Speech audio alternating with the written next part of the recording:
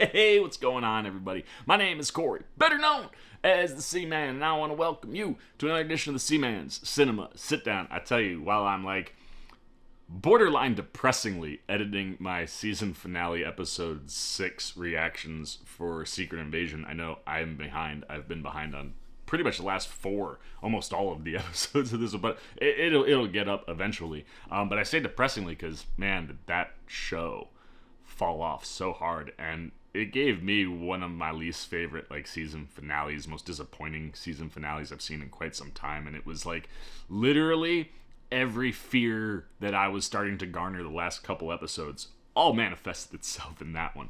And it's unfortunate because I thought that show had started off in a place where it might get close to reaching this show, not be my least favorite of all the shows on Disney Plus to this point.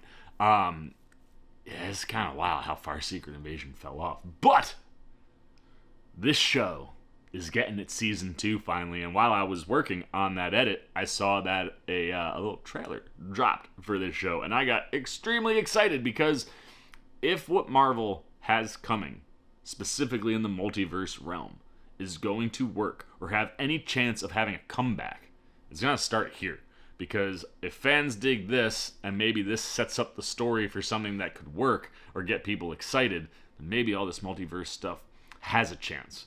But if you drop the ball with season 2 of this show, the way you drop the ball with Secret Invasion or some of the other Marvel shows, Marvel could be in a lot of trouble. What are we talking about? Why don't you pull up a chair, take a seat. We are getting ready to take a look at the first official trailer for Loki Season 2. And I've said it many times on this channel. Loki is far and away my favorite thing that Disney Plus has put out in the Marvel realm. I guess not far and away, as WandaVision is really, really close to it for me. But ultimately, Loki is the thing I've loved the most. And it's because I'm a writer. You know, I enjoy writing.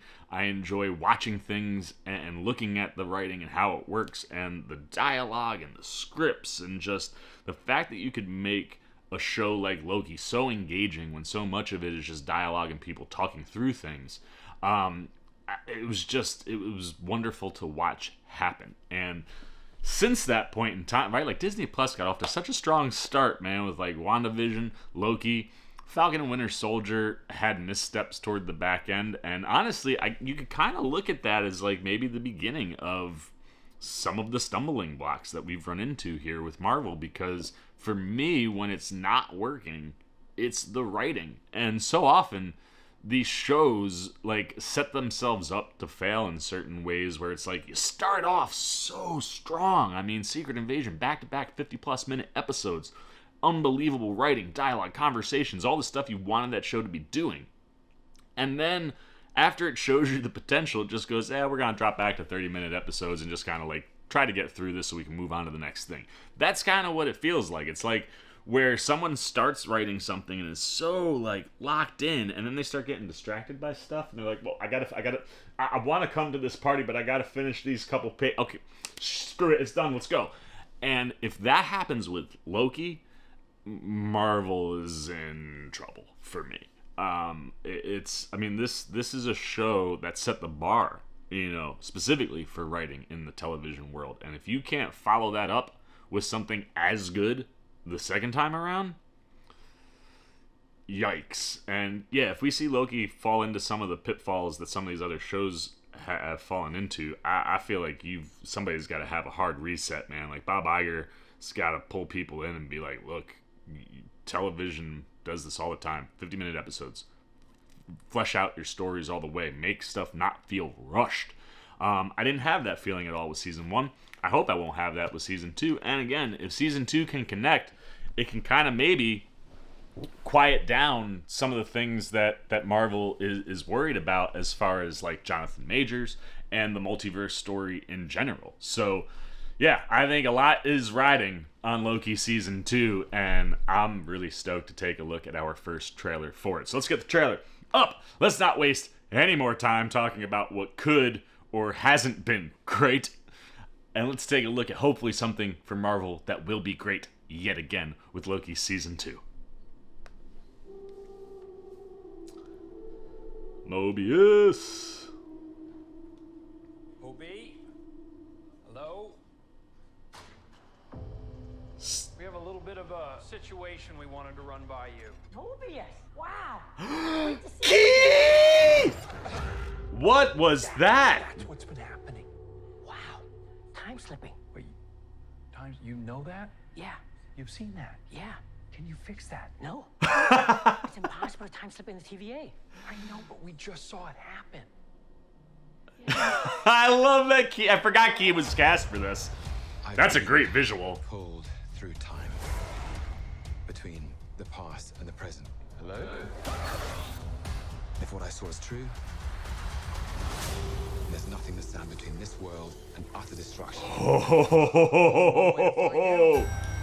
check that out. Good old-fashioned legwork.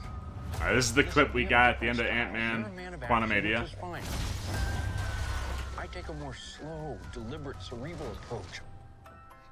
It's really goodbye. On October 6th. Oh, it's so far away. It's up to us. Yes, dude, this is also one of my favorite casts of all the Disney Plus shows. Is this cracked? Oh no. That Key. Whatever we do, Dude, these visuals, man. we're playing God. We are gods. Yes. Out. How do you choose Oh, how does that work? who lives and who dies? Make the hard choice. It's him. Woo! Miss Minutes. Come on, you're the god of mischief.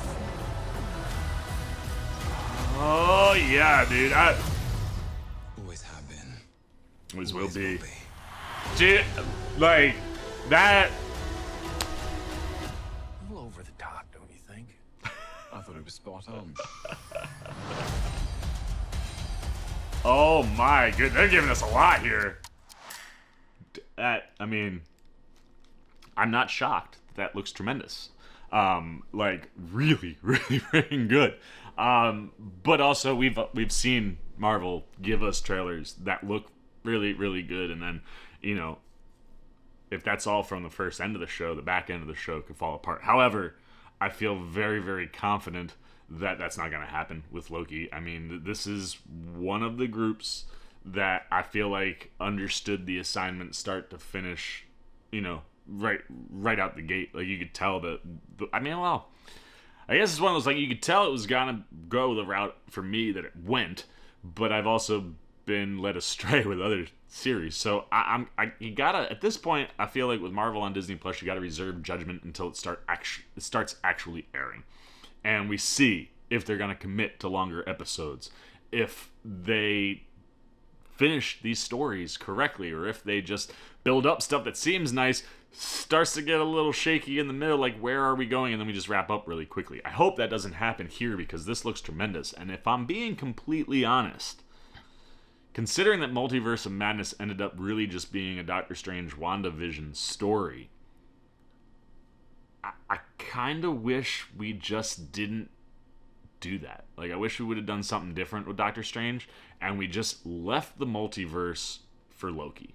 Like, I feel like Loki is tapping in, and WandaVision was tapping in, but the way that that story wrapped up, it doesn't make sense to keep telling it through Wanda. At some point, I think it would make sense for Wanda to come back around into that story, depending on what ultimately happened. But, like, you could have just, like, not done Quantumania. You could have, what you should have done is just pared it down, man. That's the other thing. I think you're spinning too many plates, and you're bringing in too many characters, and it's like, you look at the success of the original run. We had 3 core characters that we really built out and fleshed out through the course of their own franchises, and then all the supporting characters you just continued to build within those Avenger team-up movies into a way where you get to Endgame and everybody that's there you're totally here for. And you could have kept Ant-Man and Wasp doing Ant-Man and Wasp things without having to go down the quantum realm route. And I mean, I guess you had to go down the quantum realm, but you didn't have to put Kang there. But then also, see, it's like, It's the thing that's frustrating, man. It's like there are things that make sense for why they're in the movies, but just seeing what's happened with the multiverse stuff, it really feels like Loki is where that home should have been, and considering where we left that story, it should have been the next thing to start telling stuff in that realm. So I think Kevin Feige and Marvel and Disney got some things to work out. But, like I said at the start, if you can come back from how things have been going, it's going to start here. And this looks really strong, man. I mean, it sucks that you have to rebuild that Mobius and Loki relationship again, because that was obviously one of the funnest things about season 1, was watching the two of them kind of create this bond that Loki trusts so much at the end that when he runs into Mobius, he's like, oh, this is my guy. Like, we're in trouble. And you're going to have to start that all over. So that's kind of a bummer. But if through the stories that Loki tells Mobius, maybe you can speed that process up. Either way, I'm just so here for a Loki Mobius team up. I love that we're seeing some Sylvie. I mean, we're seeing everybody, man. And the stuff that we're seeing looks at the same visual quality as season 1 and looks just as interesting and fascinating as season 1. So I'm 100% in and stoked for Loki season 2, because Loki season 1 is one of my favorite things to come through Marvel. I think Hiddleston is just perfect in this role, and this character, I think, is perfect to tell this story. And maybe this gets things back on track. I don't know. And when I don't know, I just kind of do this a lot in my brain. So I'm going to shut up. I'm going to turn it over to you guys, man. What are you thinking about the current state of Marvel? What is working? What's not? What do you think they have to do? Can Loki be a spot where you can course correct some of the things that have been going on? Does this look like it's going to match what season 1 was? Or do you think you could see this building and falling into some of the same traps that we've seen in recent Disney Plus series?